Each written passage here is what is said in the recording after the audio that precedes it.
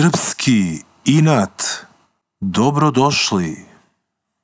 Potpredsjednik vlade Republike Srbije i ministar unutrašnjih poslova Ivica Dačić izjavio je da je 15 osoba stradalo u tragediji na železničkoj stanici u Novom Sadu.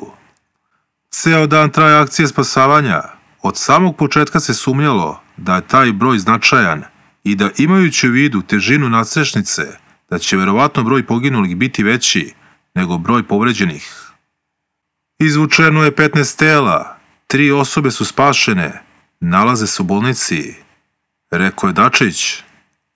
Kako je dodao, akcija spasavanja se nastavlja, a kako je izjavila direktorka Kliničkog centra Vojvodine Vesna Tirkulov, 3 osobe koje su izvučene iz ruševina na železničkoj stanici su u veoma teškom stanju, od kojih su 2 u operacionoj sali.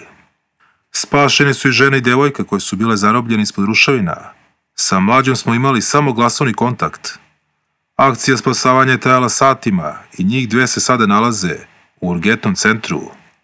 Devojčica nije devojčica, ima više od 20 godina, ali je to na kraju krajeva nebitno.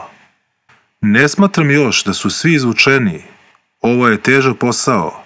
Prisutno je blizu 80 spasilaca iz sektora za vanredne situacije, ali je prisutna mehanizacija više javno-komunalnih preduzeća, naveo je Dačić.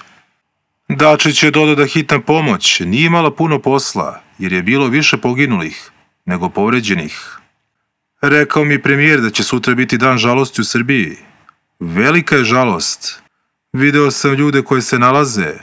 Gagić je ovde bio, koji kada je govorio o tome, pošto su to ljudi koji su videli žrtve, zaplakao kad je video te ljude, jer je rekao da je jedno dete, čini mi se od 6 godina, bilo među žrtvama. Još uvek se vrši identifikacija, ne znamo još prosek godina, rekao je Dačić.